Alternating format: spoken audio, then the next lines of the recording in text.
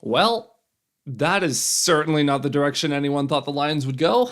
The Detroit Lions are expected to hire Denver Broncos pass game coordinator John Morton as their new offensive coordinator. This goes completely against the notion that they were going to stay in-house and hire either Tanner Engstrand or Scotty Montgomery.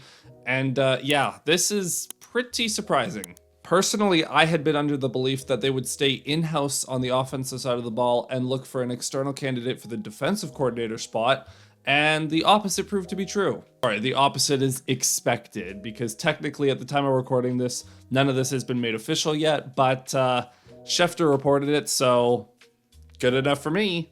Now, you might be thinking, who on earth is John Morton? What has he done to be qualified for this role? Was this a good hire? And what are the Lions doing? And all of those are fair questions, considering it was only a day or two ago that his name got brought up as a possible candidate, and now he is the successor to Ben Johnson, who was obviously a very good coordinator for the last few years, so pretty big shoes to fill. So who is John Morton? Now, Morton has had quite a career so far. He had a number of years as a player that were split between the NFL, the CFL, the Canadian Football League. He even spent a season in Frankfurt. And after his playing career, he began his coaching career in 1998 as an offensive assistant for the Oakland Raiders. He stayed with the Raiders until 2004, and his title did change a little bit. He started off as an offensive assistant, then he became an offensive quality control coach, a senior offensive assistant, and then finally a tight ends coach. In 2005, he spent one season with the San Diego Chargers as their pass game coordinator and wide receiver coach. And that is a title that he would hold for a few years despite moving around a little bit. In 2006, he held that pass game coordinator, wide receiver coach role with the New Orleans Saints. And then he went on to the college circuit and spent some time with USC, starting out with that same role as well. But after a few seasons with USC, he was promoted to the offensive coordinator and wide receivers coach, because I guess you can do both of those. And in 2011, he was hired back into the NFL. He went to San Francisco and spent some time with the 49ers as their wide receivers coach for a few years. And then he went back to spend some time with the New Orleans Saints once again as their wide receivers coach. And that is the first time that he crossed paths with Dan Campbell in his coaching journey.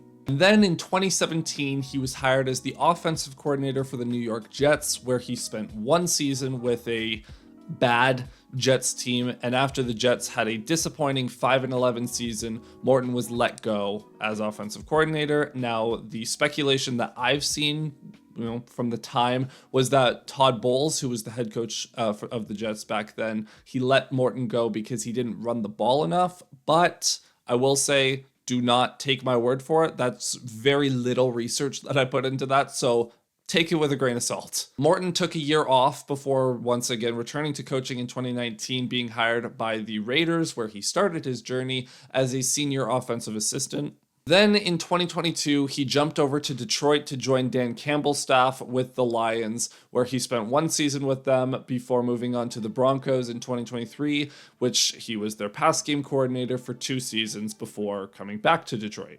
Now, his recent time in Detroit is very noteworthy because obviously it made an impression on Dan Campbell, enough so that he was considered the top guy for this offensive coordinator role when the vacancy opened. And a key to understanding this is in an answer that Dan Campbell gave regarding Tanner Engstrand, because he was asked about Engstrand's development and he brought up Morton completely unprompted.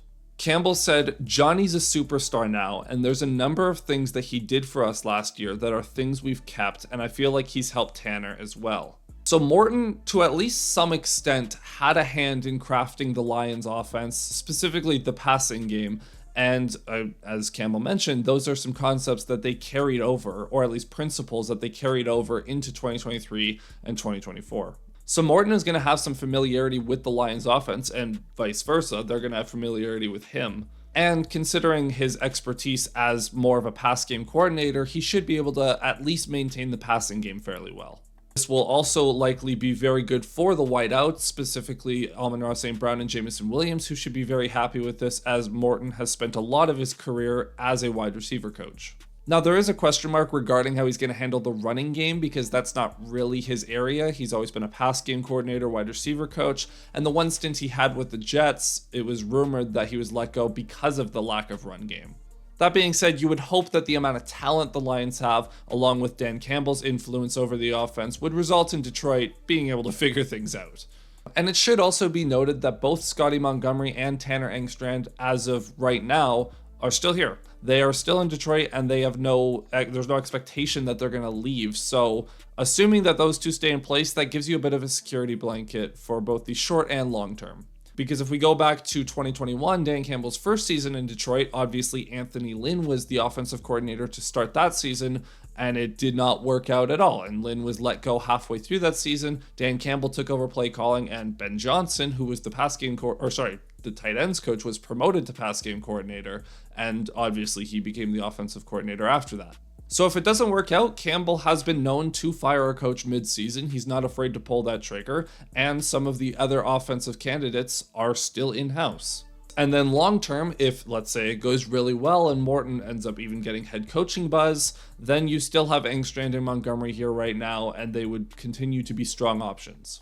And there is maybe a bit of concern that Morton has had such an extensive career, but never really secured himself as an offensive coordinator. He has only had the job twice, only once in the NFL, and that stint lasted 1 year.